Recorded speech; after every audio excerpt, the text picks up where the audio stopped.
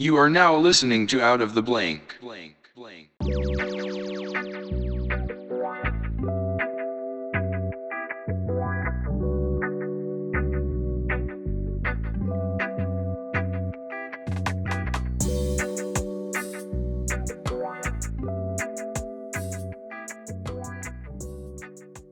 Welcome to another episode of Out of the Blank podcast. I'm here with Josh Huggins.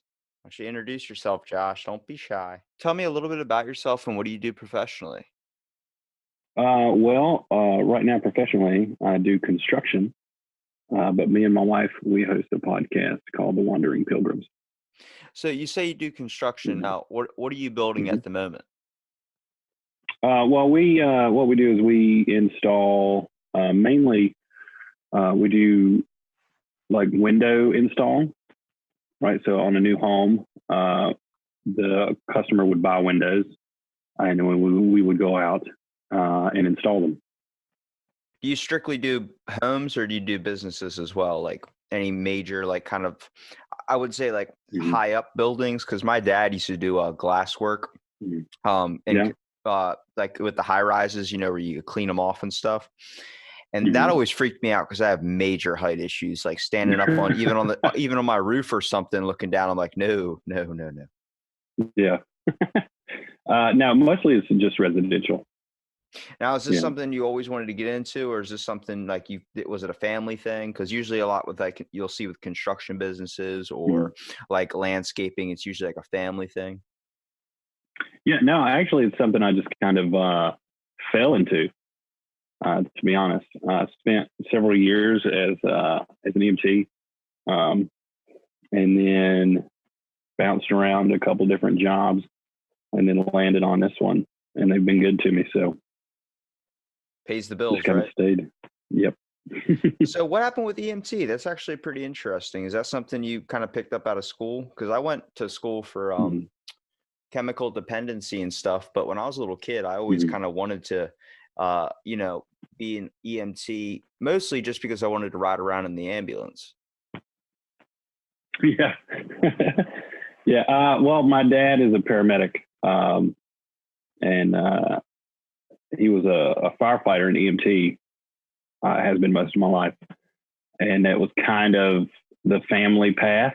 My brother is a firefighter, and I went through EMT school, and I went through paramedic school, and I don't know. It's the county that I live in.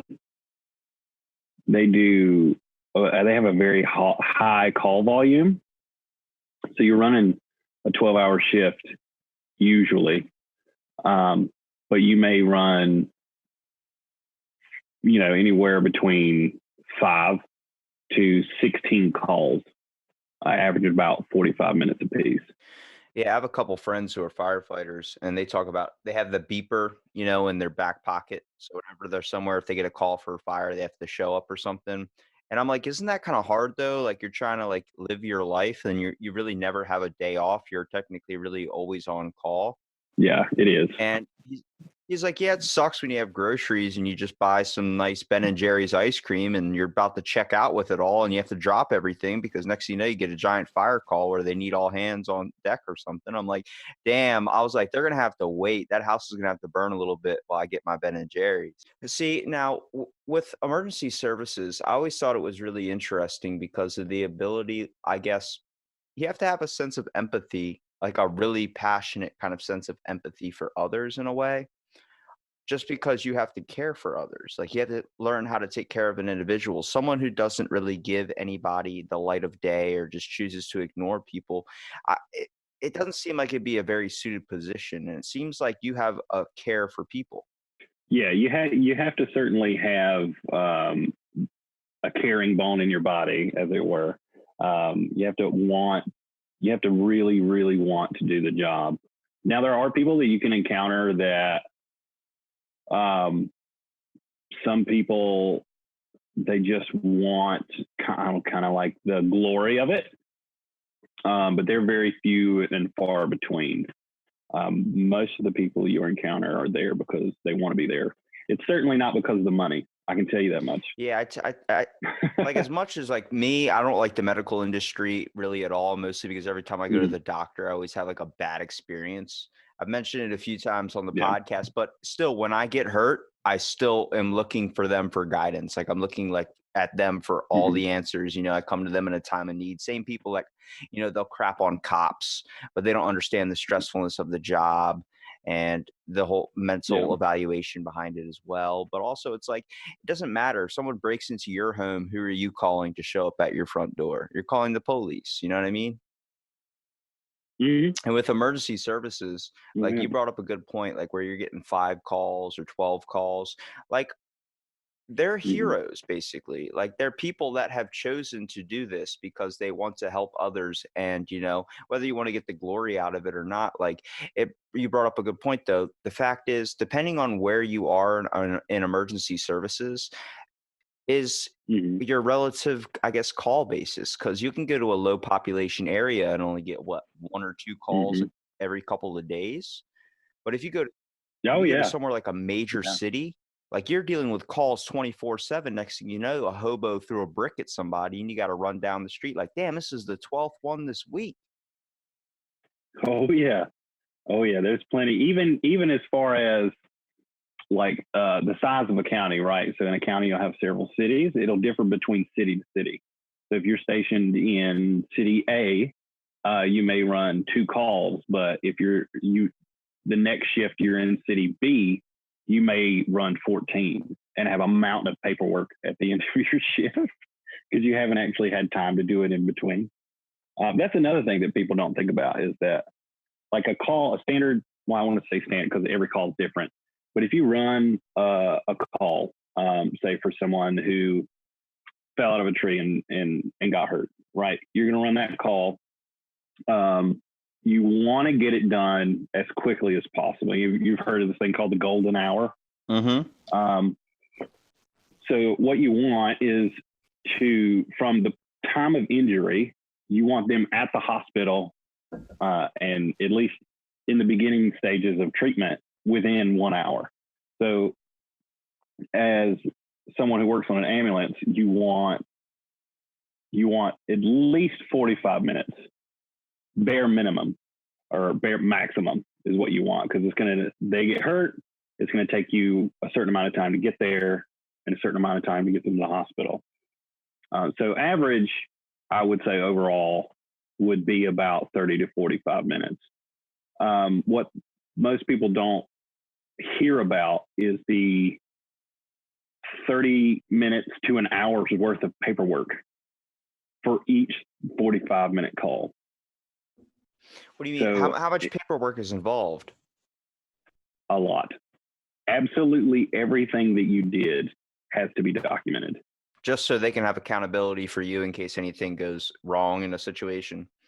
Yeah, well, they want accountability for the medics. They want accountability for like insurance purposes, and so that there's a report later on if the doctor wants to come back, like not the ER doctor, but like the head doctor of the county. They can go back and review it and find out exactly everything that went on. There's a history of like what treatments you gave, if you gave any drugs or anything like that. They want to be able to tell every little thing that you did. And they usually take quite a bit of time. It takes less time now because we have computers. But when I was in it 10 years ago, well, it'd be about 12 years ago now, everything was paper. So you just had to handwrite everything out. And I'm terrible at writing. Handwriting is terrible. So, you make a mistake on a computer, you can just backspace. If you make a mistake on a legal document, as far as like writing out several, 30 minutes worth of handwritten documentation, you make a mistake, you get to start over. It's also kind of makes the job a little more difficult. I think what proves your Mhm. point best was there was a thing that happened when they were doing the rioting and protesting. I don't remember if it was exactly Black Lives Matter, but they were blocking off the road. And that made it very, very dangerous because there was actually a few deaths on that, not just from people that were getting frustrated in traffic and hitting other people with their cars, but the fact that the ambulances that were on the road trying to get to the hospital because they had someone in the back that needed emergency medical services. And next thing you know, they can't go anywhere because there's people in front of them. Yeah. And that's like, there's a viable window when you're driving an ambulance or whether you're just EMT, where you have to get them to the hospital once they are in transport. You only have a window of opportunity. You know, they give you a time limit that you have to be there by at least that. And Mm-hmm. that makes it more difficult when you can't weave through traffic. You can't do anything. Like a lot of people, I remember, even me in particular, I was on top of the Bay Bridge, man. So if you know Baltimore, there's this giant bridge. It feels like it goes on forever. Well, that bridge goes on even longer when it's dead stop traffic.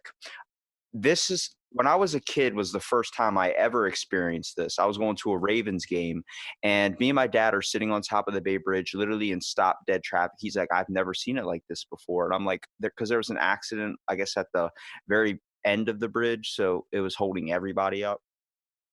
So I'm like sitting there, I'm like, and I just see this cop weaving through cars with his lights on, just trying to get through it all quicker. And I'm sitting there like, you don't like this is where people get upset when someone turns on the sirens and feels like they're getting cheated to their destination. But it's like when it comes to emergency medical services, it comes to a firefighter, it comes to a police, they got somewhere they got to be. Hopefully they have somewhere they have to be.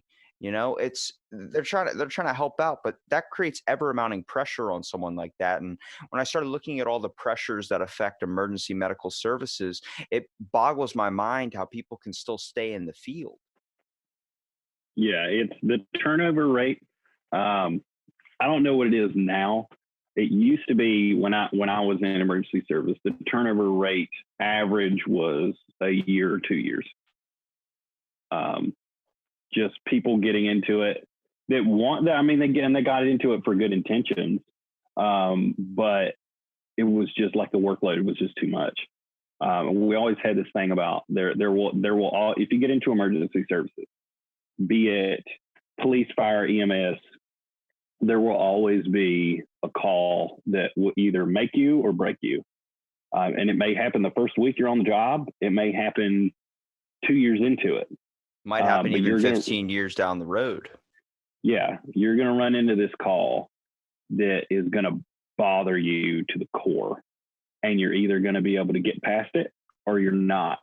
And a lot of people, unfortunately, they have that call. They're not able to get past it. And that's not anything bad on them.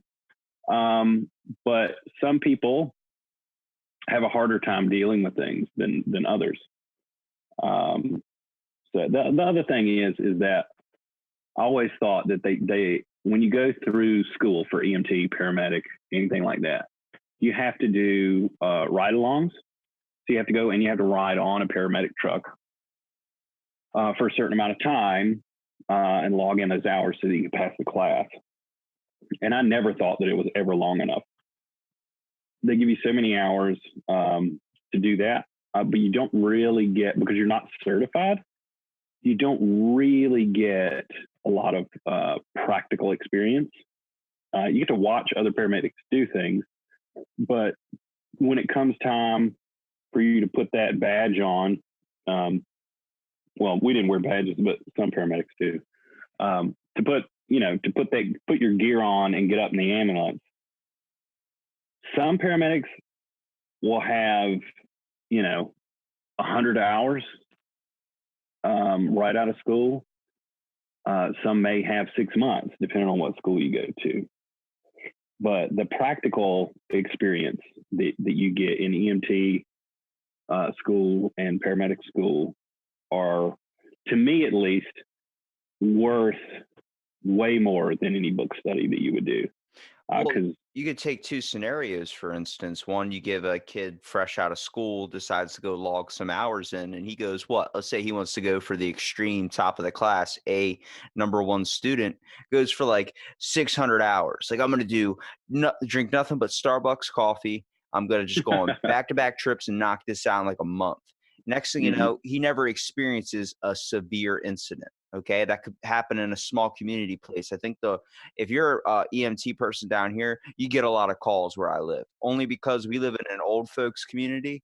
So you're dealing with a lot of like Lifestar ambulances coming by, someone's fallen, so you're constantly like, wheeling out elderly people and taking them to the hospital because they fell and like broke something. But like I said, you could have 300 hours of experience and never see anything that could make or break you. That could never really give you any actual experience. You could just be riding around dealing with like, oh, they don't need an ambulance, and then you end up leaving. But then you take another person who goes in, I'm going to log my first couple of hours tonight. Someone gets shot. Next thing you know, he watches someone die right in front of him. That could break him right there. It could, yeah. And exactly right. It brings in the complexity even more just saying that about the job. Like we look at people and we think they have all the answers for something, but it's like they're guessing as much as they possibly can, using as much knowledge as they possibly have to try and figure out what's wrong with you. But they can't, only person that can really tell when you're messed up is yourself. You can tell when something is not right. They can see something if it's like a broken arm, but if you have an internal, like, I don't know, injury, like you're bleeding internally and they're going through the checklist and you're not showing any signs. Next thing you know, like you're like, oh, I'm good. I don't need an ambulance. Get behind the wheel or something. Next thing you know, you're gone. Yeah. Yeah. I always had the rule of thumb, like, because you'll get calls where you'll go out somewhere and then you'll get there and I don't know what it is, but it's like people get ambulance shy. Like they don't want to get on the ambulance. They felt bad enough to call, but then when you get there, they don't want any help. I think it's the money aspect too, because I did, like, for me, I got hit by a jet ski. I was in a major, like, severe jet ski accident. And so DNR had to come out on the water and pick me up and everything. And I couldn't move my back. Like it really kind of hurt. And I even told them, I was like, let me just like sit on the boat. And they have to put you in a special position where they hold your neck. So I'm sitting on fiberglass, like laying down, and the dude's holding my neck in like, I guess what's best for my back. But I'm like, dude, this is even worse. Like you're actually hurting me more than the jet ski did. Yeah, it's called C-spine stabilization. So what he's trying to do is hold your cervical spine, like just the bones in your neck, still, because your back doesn't flop around a whole lot as far as your spine goes, but your neck can, and it's really easy in an accident to break your neck and not know it, to like have a fracture or a disc issue and not realize it because you've got all this adrenaline pumping. So that's like because the risk from traumatic injury is so great with spinal injuries. That's like A1. That's the first thing you do with someone who's been hit by a car, hit by a jet ski, anything like that. You want to make sure that they're not moving their spine at all because it's a very good chance. Well, not a very good chance, but there's definitely the possibility that they could end up with a permanent spinal injury. It does hurt. Like I'm totally on board with that, but I told him, I was like, hey, like once we got back to the boat, it was weird because they were pulling out a stretcher. I was like, guys, I can walk it. Okay. Mhm. Like I'm good to go. It's my lower back that hurts, not my neck. And like, so Yeah. I started walking to the ambulance. Like, do you want to take a ride? I'm like, do you think I should go? Like my back really does hurt to bend down and stuff. Like I really can't, honestly, moving is a pain, but I'm pretty hyped up right now because I just got hit by a fucking jet ski. And he's like, yeah, well, let me look at your back real quick. And they lift up the back on my shirt and check out my lower part of my back. And I have a protruding tailbone. So they saw that and they saw how like my back kind of sticks out a little bit. And he's like, you might have a fractured back. So we need to set you down and we need to put you in an ambulance. And they were I was scared. So I was like, oh shit, like, am I dying? Like once the adrenaline wears off, am I just going to collapse? So we go to this ambulance ride all the way through town. I'm hearing the sirens and I'm trying to talk to the guy and he's running his tests and making sure everything's good, I guess, going through his checklist. And I'm just like, so like, is this going to be a cool story to tell people? And he's like, what? I'm like, I got hit by a jet ski, man. He's like, yeah, I mean, that's pretty cool. You got hit by a jet ski and you survived. I'm like, right. I'm like, you know what would suck if right as soon as we get to the hospital, I died. And he's like, why would you say that? I was like, I don't know. Am I putting more pressure on you to actually Yeah. to pay attention? He's like, I'm already pretty like hyper aware right now, man. I'm like, oh, okay. And then I was just like, isn't the color outside really cool? And because it was sunset when it was happening, it was like the last ride of the day.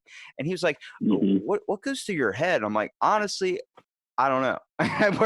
we we go in there and it was crazy, but like I can see where a Hmm. lot of people get nervous about taking an ambulance. Like, oh, like because I remember when my Yeah. brother's girlfriend texted me, like, did you take an ambulance? And I said, yeah. And she said I should have just drove you. And I said, look, I know we work at the same place, but like when someone's telling you your back is like fractured or messed up, you're not risking getting in a Chevy Cobalt that is on a spare tire rolling down the street, trusting my brother's girlfriend to get me there safely when I know we're in a tourist town and it's the middle of summer. Like I know traffic's going to be a pain. So I was like, I'd rather go with the siren ride and be able to scare the EMT guy that's in the ambulance with me. But like, if you really want to talk about, I think when it comes to a lot of things, like we like to think we're tougher than we actually are. We're pretty fragile. I mean, if you honestly think about it deep down to the core, we're just bags of blood. Like the fact that we just don't get hurt and all of it just comes out in our everyday life. Like how many times do you cut your hand and it starts bleeding? And it kind of bring I mean, right after I got hit by the jet ski, I thought I was like invincible for like a week. Like I was like, I took a jet ski, but I also had a newfound perspective on life, like most people do when they almost die or something. Like mine was pretty severe. I was only lucky to be alive because I was standing up. He hit me like from the front, so he went up me like a ramp, and his jet ski actually hit me in the chest. And the guys were telling me like, if you were sitting down, that jet ski would have hit you right in the face, and you wouldn't be here with us. And I had my newfound perspective on life. I was looking at everything differently. Like colors are just so much more blue.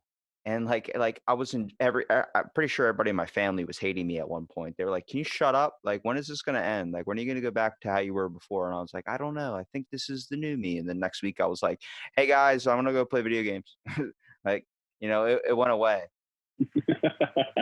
But I Yeah. mean, what have you ever experienced anything major on a call? Have you ever had anything that really changed your perspective, or did you just want to move on to something else because you found out it kind of wasn't for you? Um, the list of calls that um, were that would be you could describe as life changing or like career ending or whatever is several miles long. Um, I've seen some really mundane stuff in the several years that I was on the ambulance, and some really horrible stuff. Um, Could you give me like one horrible experience that really sticks into your head? Because I know a lot with medical services or law enforcement, you can develop a type of PTSD. Something like, do you ever have an experience that kind of is imprinted onto your mind that you still think about sometimes? Not really. Um, no, I mean it was kind of, I don't know. I guess I got lucky. I was one of those people that could. I may run a call and it might stick with kids. Kids are something that stick with you for a while when you run a call for a child. Um, but I've never really had something. I never really had something hang on for more than a couple of days or a week at the most. I was always able to push forward, move to the next thing, and just do the job. Um, but by far, and I think if you asked anyone in emergency services, children are what hits you the hardest, like by far. Um, so as far as horrible calls, hmm, I could tell you what hit me pretty hard mhm. was that jet ski.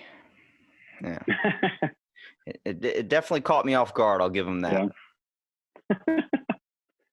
Yeah. Here's one. It's not about a child though. So we went to, I want to say we had stopped for dinner because I was on third shift. I guess it would have been breakfast being on third shift. But we got a call out for a knife wound. So we hop in the ambulance, we run over to where the call was. And we get there, and there's this gentleman with a towel wrapped around his back. And if I giggle, I'm sorry. Like it's the sense of humor that you get doing the job. But we get there, we jump out of the truck, we grab the bag, we run up, and he has, we take the towel off, and he has about, I want to say it was probably 3/4 of an inch to a half inch to 3/4 of an inch in some places, deep slice from his right shoulder down to the lower part of his left back. And we get there, we start applying gauze and doing things to try to stop the bleeding. And a guy walks over, and we're like, hey, there's lots of blood everywhere. Can you just like hold back and everything? So he does. We get the guy in the ambulance and get him on to the hospital. And the police officer comes later to the hospital. We were there maybe 5 minutes. Police officer comes and meets us at the hospital. And come to find out, the guy that had walked over was the guy that sliced my patient. And he like sliced him with a sword. Holy shit. Yeah. I don't know what kind of argument they were having. But apparently the patient had threatened the guy or something like that. But the guy didn't take it very, very nicely. You said knife wound. So, but you with a sword. What are we talking about weapon wise here? Are we talking about like, did he pull out Brothers with like Randy Jackson autograph signed katana and just randomly pulled it out and sliced the guy? One thing is you can get a call for something and show up, and it's not anywhere near close to what they told you it was going to be, right? So usually probably what that was is that a bystander or someone called in the call and said what they saw. So that's what goes in the report to tell you what you're headed to. And then you get there and it's kind of similar, but it's not exactly what you thought. But no, it was like straight up like katana style sword from what the officer was saying. Yeah. So there's a dude ninja just stabbing people. Mm-hmm. Yeah, they had gotten it. Apparently, they'd had a history or something like that, and the patient had just he got on the guy's last nerve, I guess. So the guy went at him with a sword. But that was one of the I wouldn't say it's one of the most traumatizing calls, unless you don't like the sight of blood. That was probably one of the messiest, I'll say that, one of the messiest calls I'd ever been on.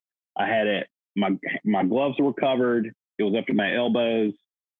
And I had been on the truck maybe 2 months for that one.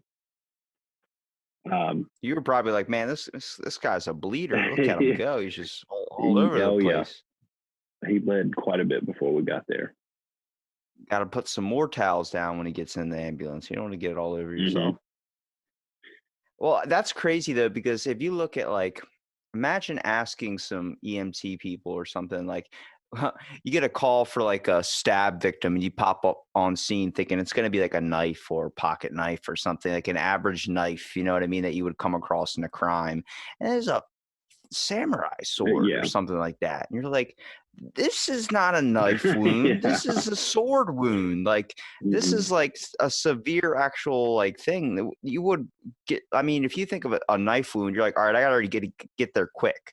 But if someone says sword wound, you got to stop and be like, we got to get there now. Oh Like, yeah. he got stabbed with a sword. Like, we're not talking about a 2-inch blade. We're talking about like a good 10-inch blade going through somebody. Way bigger than that, probably. Oh yeah.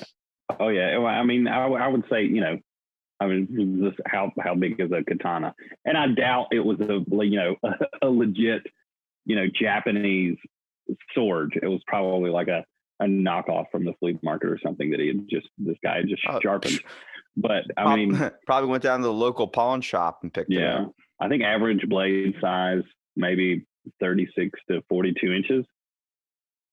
So That's definitely sounds about right. I think a 10-inch blade, like I was saying, is like maybe a hunting knife. So now you do this podcast called is it the Wandering Pilgrims? Yeah, Wandering Pilgrims. Yeah. Now, did this come about just from seeing so much of the emergency services? Because now it is about religion, it is about Christianity. So, how did you come across that? Because I know, like we're seeing nowadays, like me, I'm not religious at all. If there is something out there, I'm hopeful that there is. And from what I've listened to in your guys' podcasts and stuff, you guys don't seem like very forceful Christians. I know too many people that either lost their faith or too many people that are so into their faith that they have to like excommunicate themselves from people. And I think that religion is determined by the person who kind of experiences it, such as I know people that I've taken great advice from when it comes to anything on the fact that like there's a woman I work with, her husband is completely paralyzed and she turned to religion to help heal her, and that's what she helps her get out of bed every morning. And I know people that just could never see that. For me at this point, I don't know what's out there. Like I said, if I've seen Morgan Freeman in more movies than God, playing God than God himself. So I don't know what the end answer is, but I've also come across in my lifetime um, a couple of Jehovah's Witnesses that were yelling at people, telling them like, you're going to go to hell if you don't believe in Christ. And I don't think that's the way to go. I think everyone experiences a walk of life and they have to come to terms with whatever they come to terms with. um it's definitely, it's very helpful for a lot of people. I do have kind of decisions on both side of things, but I think what I try and do the most is be open-minded when I talk to like my cousin is a hardcore religious person. He's homeschooled because his mom, when he was born, he was diabetic. So his mom was like, I'm just going to have him homeschooled to be around me. He's been involved in the church. I mean, goes every Sunday, helps out there like 3 or 4 times a week, teaches classes and stuff. And it was never for me because I wasn't so involved with it in at least my childhood home. I noticed that like with a lot of people that aren't believers of faith or, like around my age or something in their 20s, is because they didn't have a home life of it. Yeah. And Yeah, this is true. Growing up, I wasn't raised in the faith or in Christianity, in any religion at all. Maybe when I was like a little kid, my parents took me to church. But from maybe 5 or 6 years old on, it was all secular education. Like I went to public school. I went to a community college. So not much. There was no like religious education involved. I didn't attend church regularly. I maybe went with a friend here or a friend there. I wasn't really religious. In fact, like for a very long time, I detested that word, religion. I didn't like that word because what it meant to me at the time was what it means to a lot of people is this idea of organized religion where people tell you what to do and blah, blah, blah, blah, blah. And I didn't want to have anything to do with that. I figured I had a belief in God. I believed that God existed. But as for the rest of it, I didn't really think it was here nor there. As far as it having anything to do with my time on an ambulance, not really, because I really didn't give it much thought. I was doing a job. I wanted to help people, but nothing I ever did had I ever really thought about God in. Until go ahead. I asked that question because I know when someone experiences either a tragic loss or a loss of a loved one, or just seen some incredible events, such as like, I know a couple of people that turned to religion when they were in a car accident. I know a couple people like turned to religion when they watched someone get shot while being a police officer at a job. And it's that whole factor of you can get impacted by something that you literally need something to pull you out of something. So that's why they turn to that. I know people that have gotten it from their kid being born. I don't know if that might have been the same for you. I think with a lot of people, it just randomly hits you. Like one day you feel like you need something to believe in, or you want to believe in something because I don't know, there's just a random change, and it could be just one slight event or it's just something so simple or something so extreme that can turn you that way. Yeah, this is true. This is true for a lot of people. Mine was, it started to weigh on me a little bit when we had, when me and my wife had our child. But it didn't weigh on me enough. I believe in God, and that's good enough for me. The issue is, looking back on it now, it wasn't good enough for God. Right. So, that may sound funny to some people, but if you speaking as someone who was convinced of it, rather than I grew up in it or anything like that, I can look back and see that plan come to fruition. So he put me here, and that led me he put me at point A, right? And that led me to point B, and then point C, and then point D. And I can see in hindsight the plan up to this point. When you can't do that while it's going on. Not until you realize how it actually works can you actually look back and realize it. And that's what was going on for me. I didn't know it at the time, but it was. I was kind of I'm one of those who was convinced of it through reading, through hearing people talk. C.S. Lewis is, for one, probably one of the most phenomenal authors in English history. But there's this thing called Christian apologetics. And what it is so apologetics, it doesn't mean like we're apologizing for the things that Christians have done. What it comes from is the word apologia, which means to give an answer. So what you're doing is you're fulfilling what Paul in the Bible asks you to do, which is to be able to defend the hope that you have, to be able to answer people when they ask you questions about your faith. This is apologetics. And what it is a way to talk to people, or the ability to talk to people because you are learned about your faith. I think that the problem that I had, and the problem that a lot of people have, is that they have this idea of what religion is.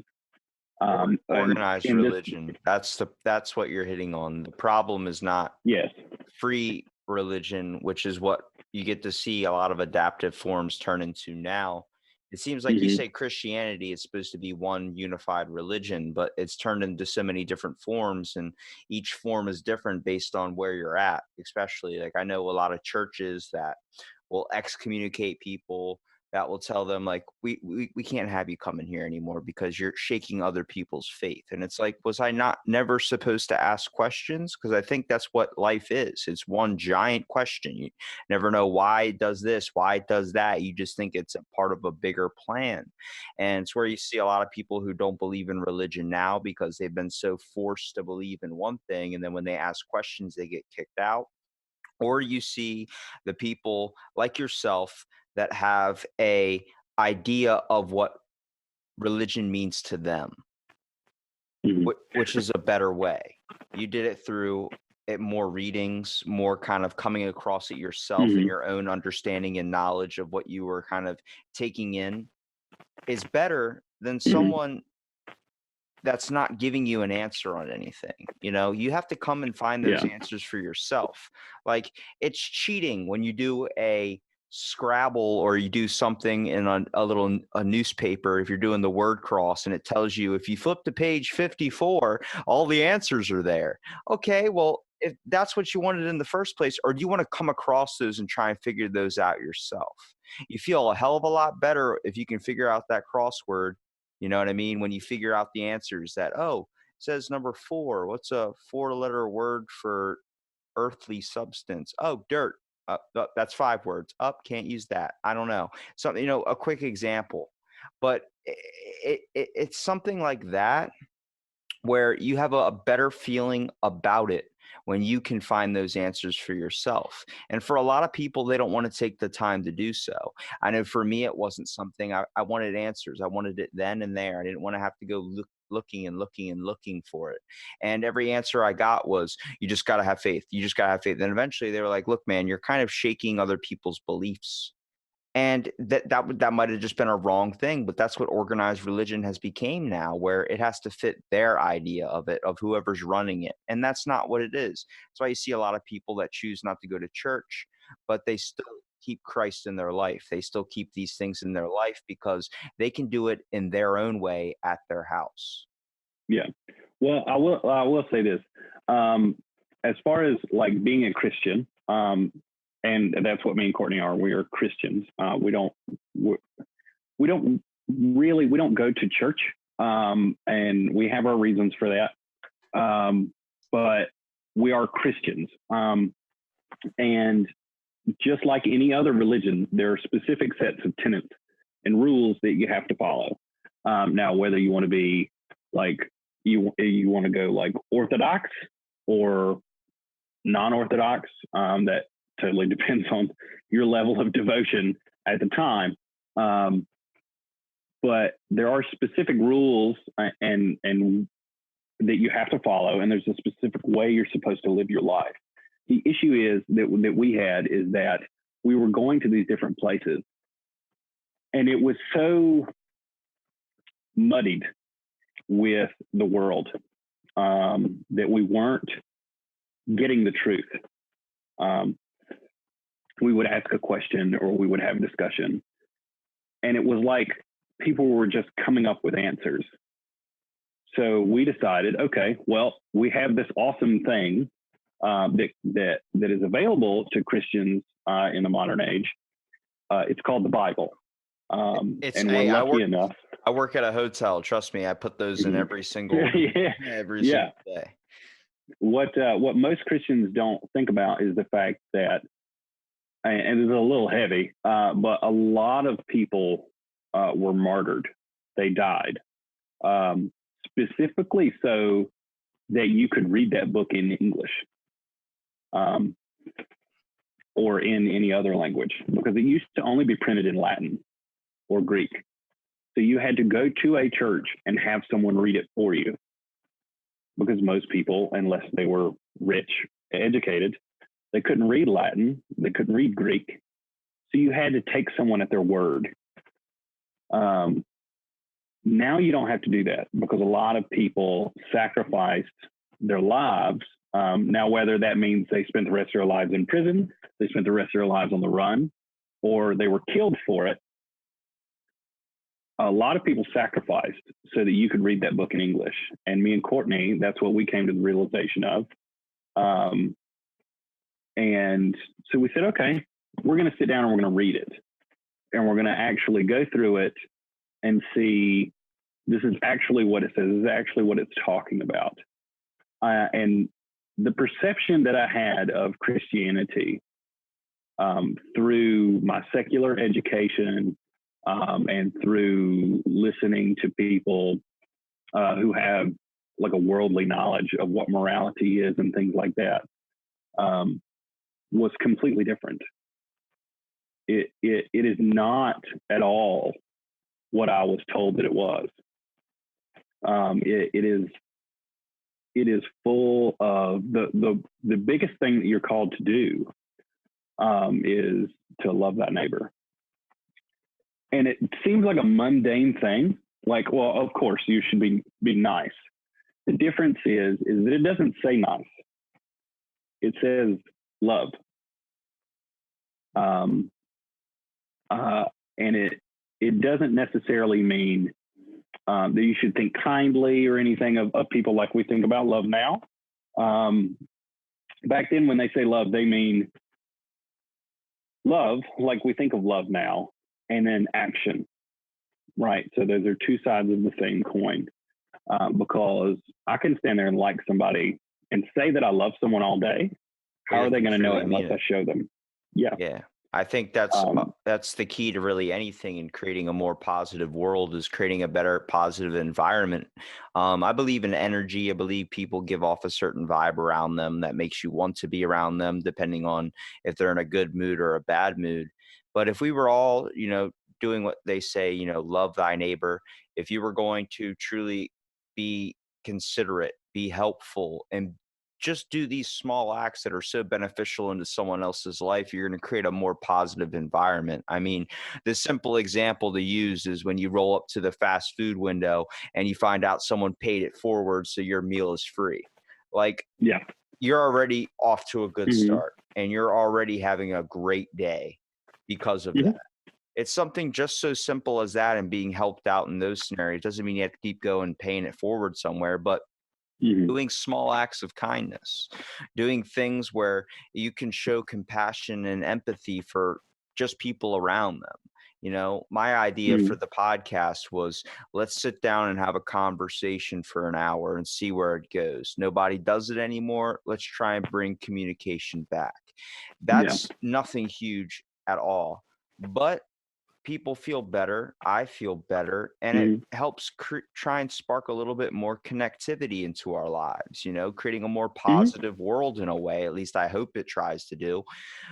Whether you're listening and whether we're talking about something stupid or whether we're talking about something serious, it doesn't matter, because I think there needs to be more connectivity amongst people again. Somewhere along the way we lost it and began to be so one-sided and opinionated, where anybody that doesn't believe in what you believe in or has your view on something, whether it's politics, religion, or anything, you have to shove them out and isolate them. And that's never what it was meant to be. That's never what us as people were meant to be.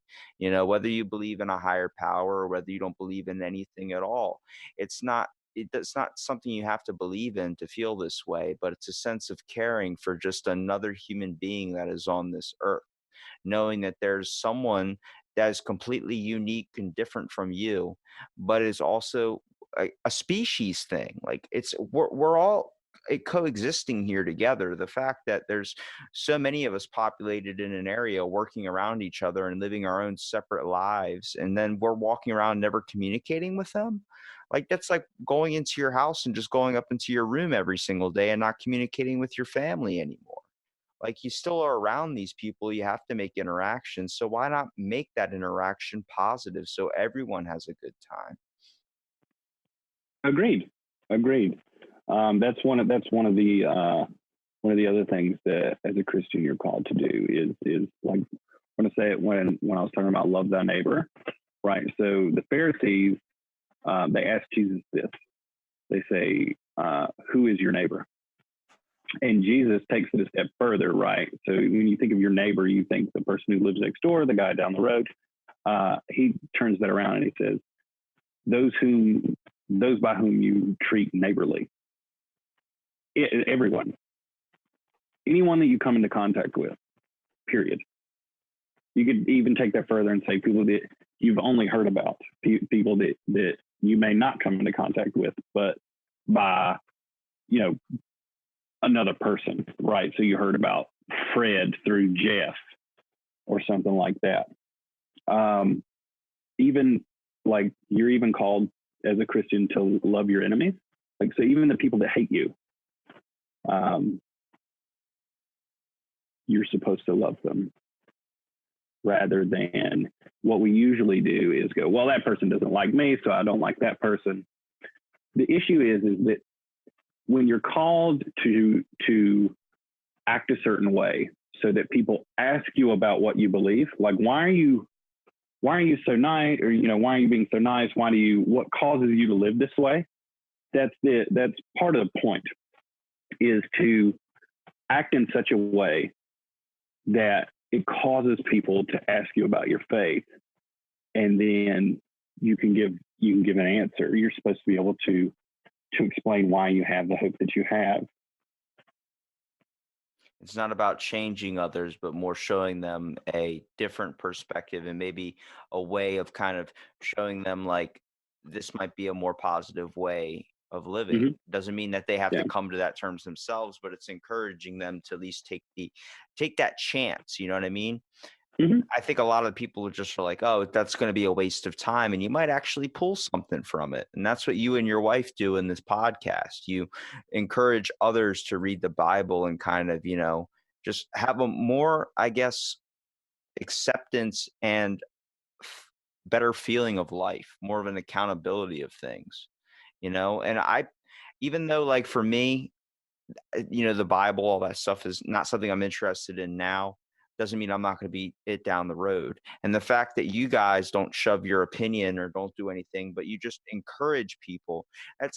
I'm glad there's people out there like you that do this, because you might, you're going to come across someone who's not going to be into it.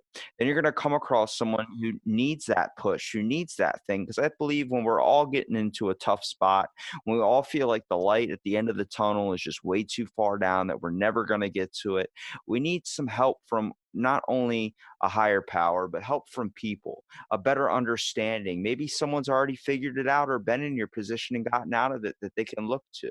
And I'm glad that you're out there doing this with your podcast. Oh, thank you. And I want to give you here a minute at the end of the podcast to be able to promote your content, man, because it really is something special. I mean, you and your wife do this thing, and you're not getting paid for it. You know what I mean? You're not doing this. You're doing it as an act of kindness from yourself, because you realize that there are people out there that might need help. So my name's Josh. My wife's name's Courtney. We have a podcast called The Wandering Pilgrims. We go over, we do Bible studies, where we'll take a couple of passages, and then me and my wife will read them, and then we don't discuss it. We don't discuss it until we're on the podcast. When we're on the podcast, this is the first time that me and her are sitting and discussing these things. So what you get to hear, this is not rehearsed. What you get to hear is kind of raw, and we wanted it that way. So that to kind of promote other people reading the Bible and reading these books with another group of people, and sitting down and talking about it. This originally is what they did. What you would have Paul or Apollos or Peter. They would come and they would teach you, and there would be a group of people, a lot of times in secret, and they would talk about Jesus and the things that Paul is talking about, or Peter is talking about. And unfortunately now, a lot of people, they go and they listen to someone else talk about what someone else said. We don't want you to do that. If that's okay with you, by all means do it. But what we want to promote is anyone who wants to do it, sitting down, reading scripture, reading some of the books that we cover, and then having a conversation with other people about it. And that's really what our podcast is all about, really. Well, I appreciate you coming onto the podcast, Josh, and taking the time to be able to have a conversation, man. It was good talking to you. I'll make sure to put all It's good talking to you too. I'll make sure to put all your links in the description so everyone can follow your awesome content. And thank you for being on, and stay tuned for another episode of Out of the Blank.